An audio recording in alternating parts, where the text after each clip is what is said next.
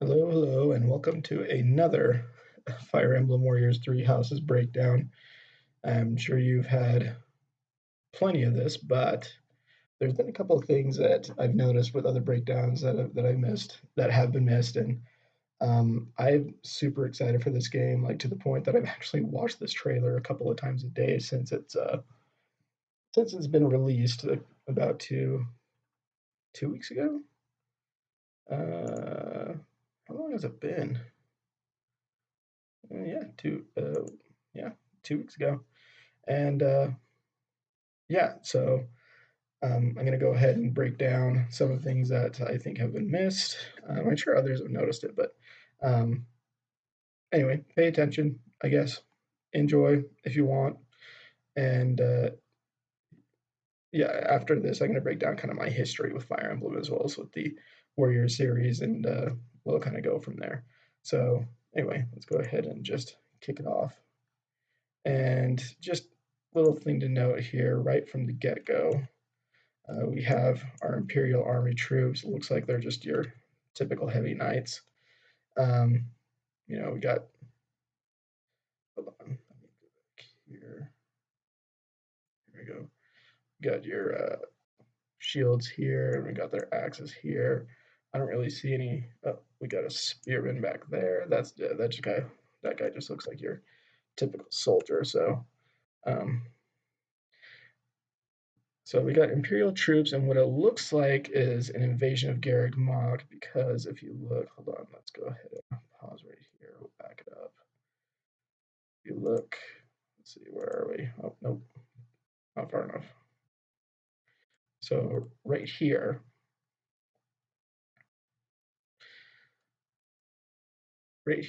looks like the gate to Garreg Mach.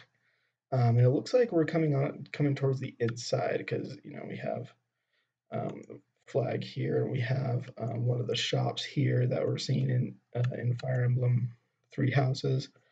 So it looks like this is inside Garreg Mach. We keep going a little bit, and if you pay attention, we just barely missed it. Okay, so oh nope, wrong button. Okay, so right here we have what looks like blue lions, and right here, wrong button. Right here we got black eagles, and then right here looks like we have golden deer. So three different armies that are fighting at this time. So what I'm thinking is we are either looking at the Battle of the Eagle and the Lion, this version of it, or we're looking at pre-time skip uh, when the Imperial Army invades. And I'm assuming it's going to be pre-time skip when the Imperial Army invades because we already saw the Imperial Army to start with. Now, right here, somebody noted, and I don't think it's anything particularly important. This this flower here, I somebody has actually gone in and deduced exactly what kind of flower this is. In terms of the trailer, I don't think it means anything, but in terms of the story, I think it will. In fact, this flower might even end up pointing out exactly where we are during the story of, when an army's marching, and you know. But there's also, dead person here. Let's move on. And nifty little trailer. Now I can't get the desktop audio to play, so there's a voice that appears here.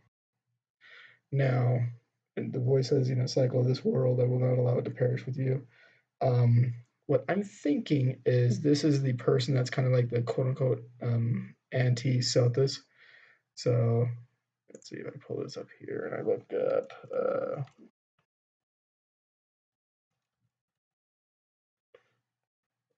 Fire Emblem Three Hopes box art.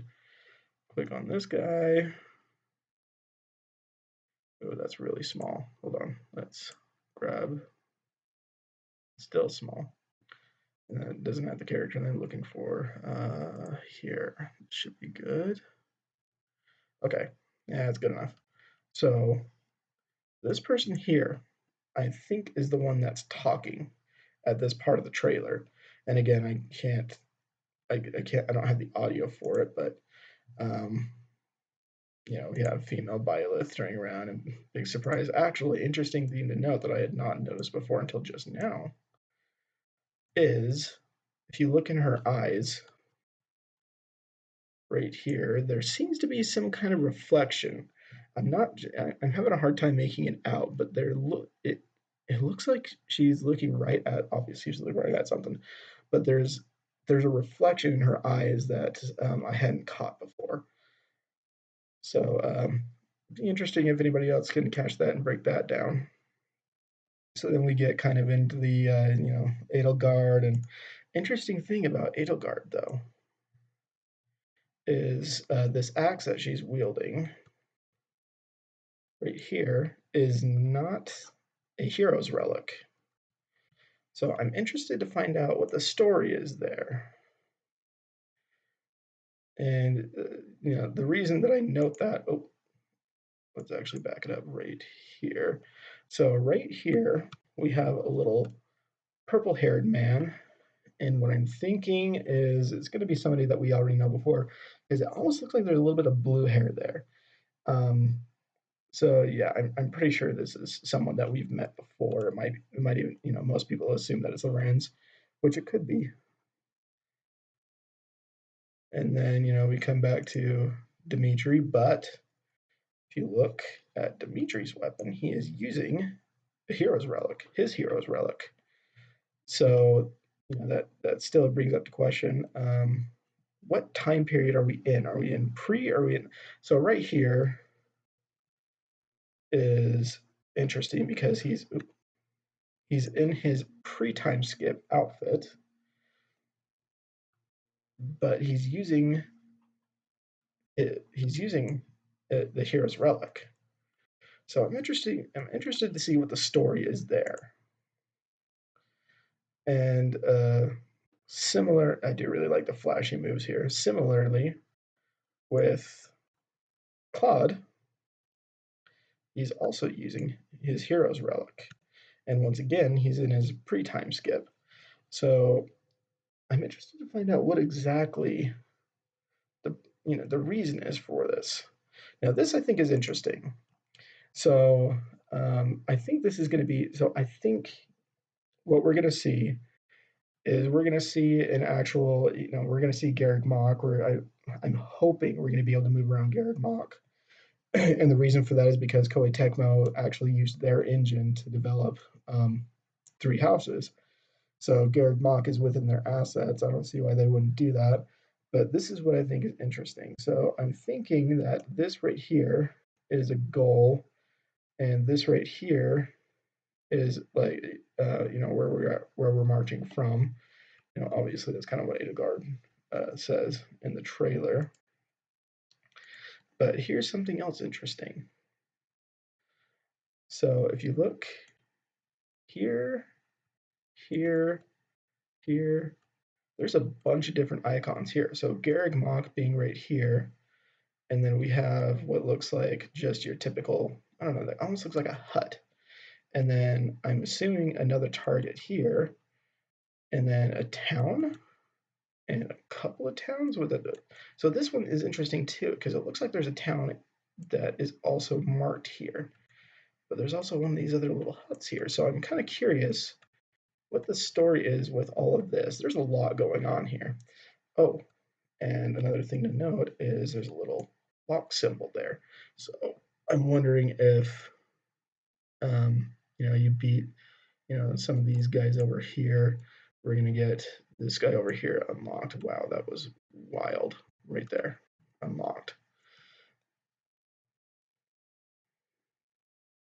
Once again, Edelgard in her post. So this is interesting too. Edelgard is in her post time skip outfit. It looks very, very different. And once again, the axe here is not a hero's relic. And of course, we have Goth Boy Hubert. Actually, I think this is kind of an interesting look for Hubert, because Hubert in the game, in Three Houses, sorry, didn't really change that much. So I'm interested to kind of see, what changes we get and what other characters are involved in the story. So go ahead and move on. Now here, this one's kind of hard to see. Not right here, but right down here. Looks like a post-time skip Hilda. Uh, protecting our buddy Claude from our other buddy Dimitri. So Dimitri using his relic. It's really hard to tell if Claude has his or not, but um, let's see if I can get. Nope, not quite. So you can kind of see, not very well, but Hilda does have her hero's relic. So interesting thing to note there, and it kind of looks like Claude's kind of overlooking. Okay, now right back here. Let me see if I can get there. There we go. This, to me, looks a lot like the Immaculate one, and I could be wrong. It could be one of the other ancient dragons that are involved in the story, but um, I'm thinking that that's the Immaculate one. And here, a lot of people are debating, but that's definitely Monica. 100% that is Monica. So I'm thinking that we're looking at an alternate timeline because Monica is she doesn't look like she's got Kranya's takeover thing going on. She looks different. She looks a lot cleaner. Um, Overall, she just looks better. But I'm interested to see what exactly the story is here. Go ahead and get past this now. Once again, we have something interesting. So this is definitely Dedu's armor set, and we got like a little, oh, got like a little knee here, which I'm assuming is also Dedu's. So I'm thinking Dedu is uh, stopping Dimitri from something. Maybe attacking Edelgard, maybe attacking, I don't know, because it looks like he's holding Dimitri back. Again, we have post time skip Dimitri and Claude. Claude hasn't changed a lot. Now, right here. So when Claude starts to speak, he says, "Now that I know, I won't make the same mistake again." So what I'm thinking is that something happened after everything was said and done, whatever branching story path Biolith ended up taking, that somehow we went back in time. So, obviously the Koei time skip. And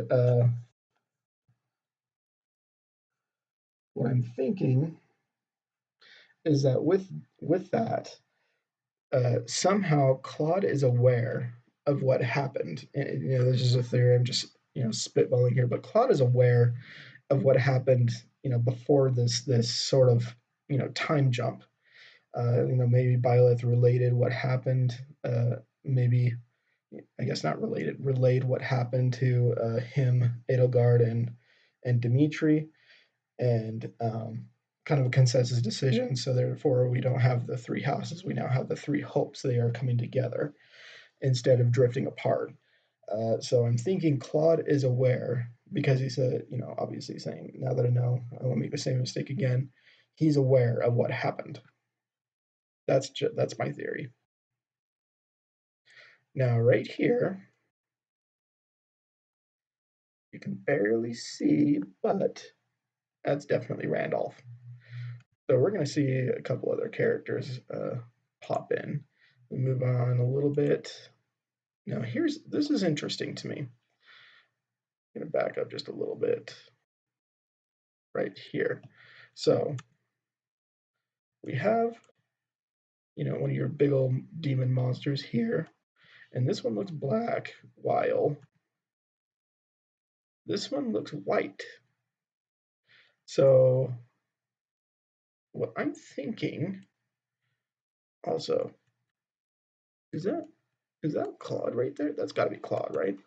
So I'm thinking that Rhea is going to be involved, but I'm thinking that there's going to be some way to actually saving Rhea.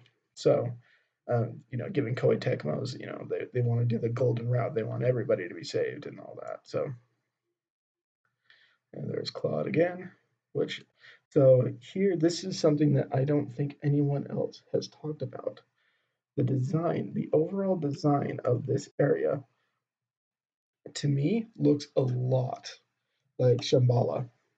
I'm thinking that we're looking in a water chamber, some kind of experiment. So I'm thinking what they did, and again, once again, a theory, is that we're looking at um, the waking up of an experiment.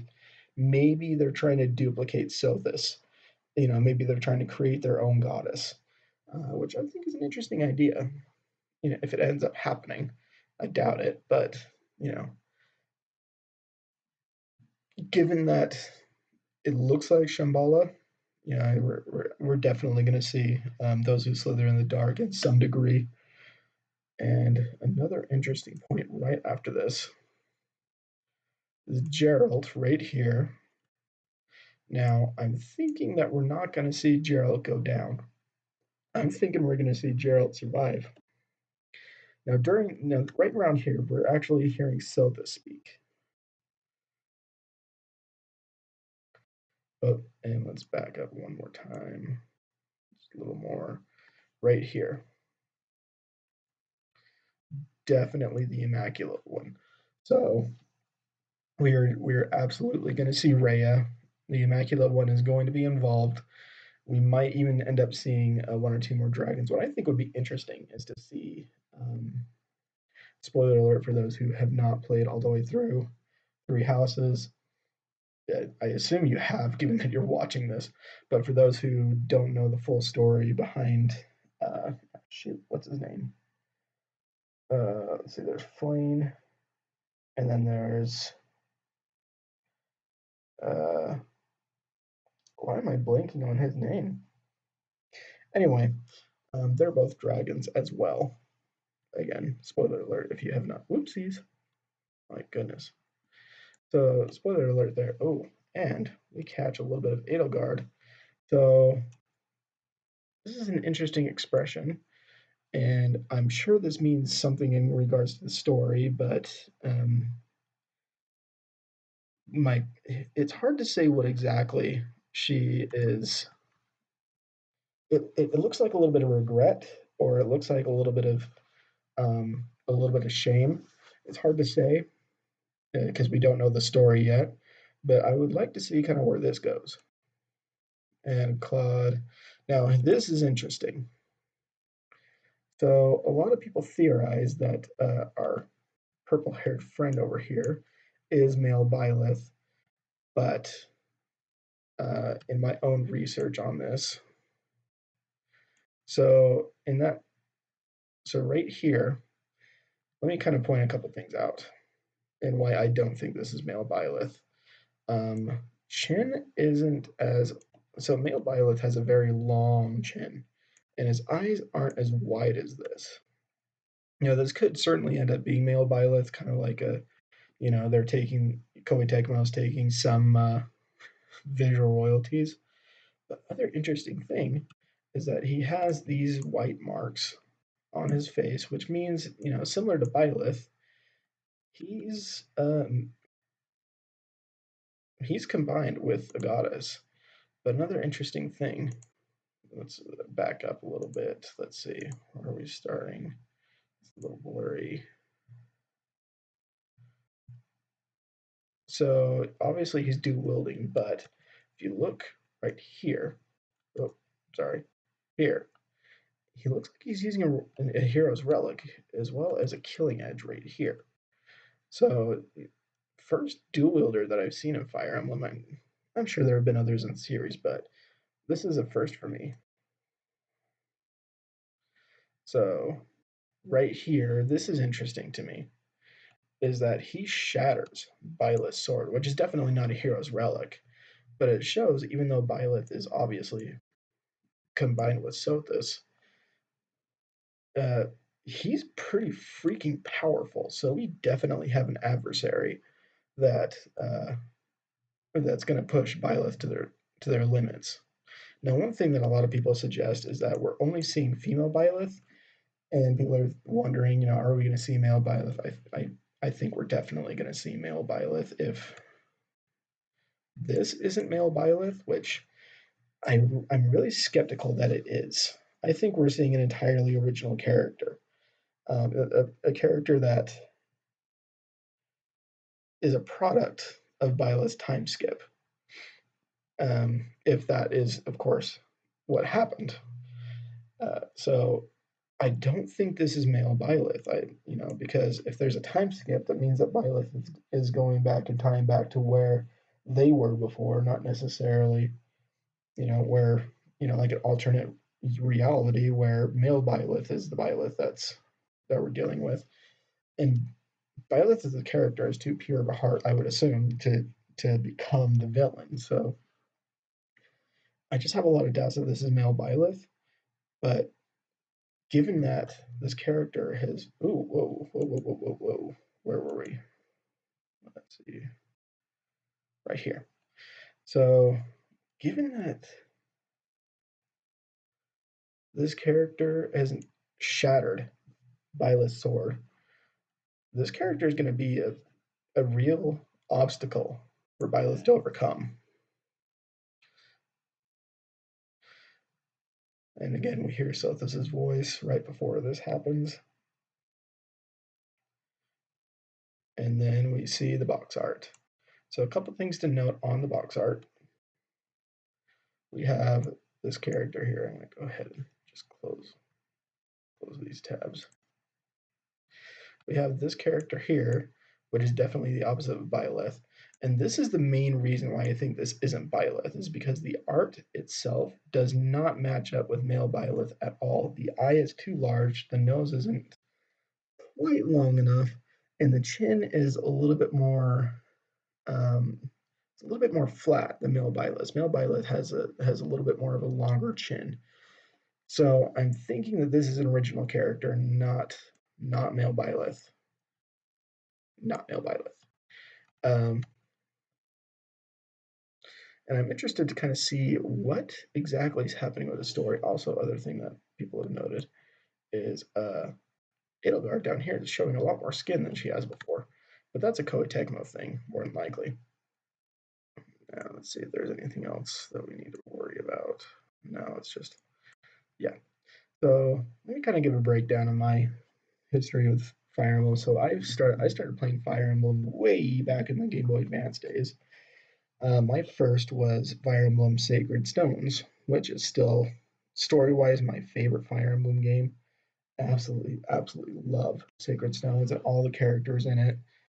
For me, it was one of the most interesting ones because you essentially start out in a place of failure, um, which like you're Irika, who's the main protagonist. She's ousted from her throne, and she essentially watches her father die, and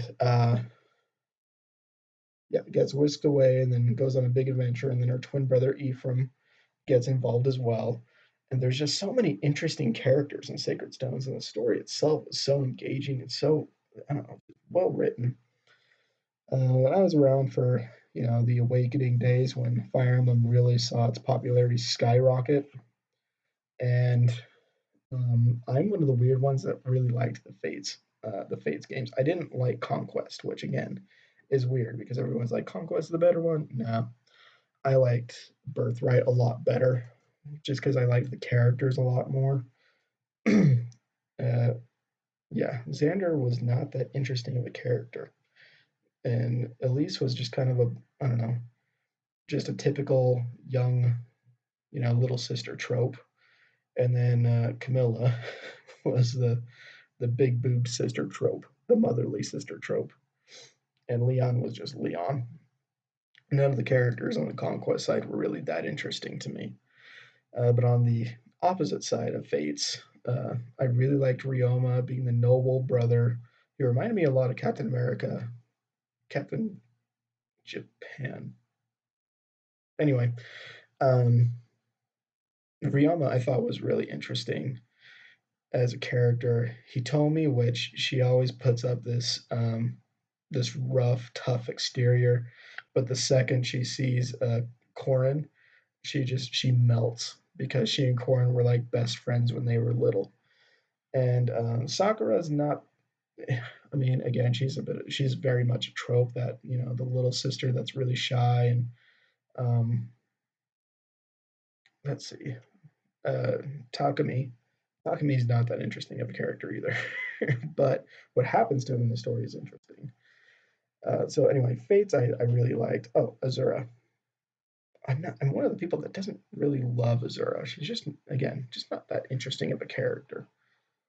But everyone else is, in my opinion. So and and so played basically every Fire Emblem game after Awakening and thoroughly enjoyed most of them. So Three Houses wasn't my favorite. I actually really liked most of it, but the gameplay in Garreg Mach was really chuggy and just really slow. Um, and the like by the time I had gotten halfway through the post time skip, it just felt like it was dragging on, and I was like, okay, this can end anytime. And by the time it was over, I was like, oh, that was a slog. I think I'm gonna give it a minute before I go back. Um, and I did end up going back and thoroughly enjoying it after that, but in the meantime, it just wasn't quite, it wasn't quite what I was looking for from the start. Um, so Warrior series, I've been around since let's see, Samurai Warriors Chronicles on the 3DS, which was a launch title for the Nintendo 3DS, and that was my intro to the series. And the Chronicles Third is my favorite Samurai Warriors game to this day.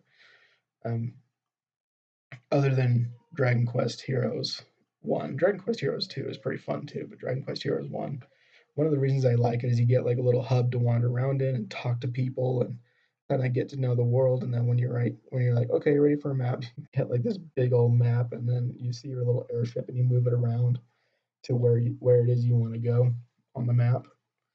So yeah, I've been around for the Warrior series since oof, a long time. Let's see, to 2010. Um, And Fire Emblem Warriors, I really, really liked the way it played, but I didn't love. I just don't like the menu systems that a lot of Warriors games have, which is strange because I love the Samurai Warriors Chronicle series, which is entirely menu based, other than the battles, of course. Um, and I really liked Hyrule Warriors. I liked Age of Calamity. I really liked what Age of Calamity did for a story. But I think by that time I was starting to get a little bit of Warriors fatigue. But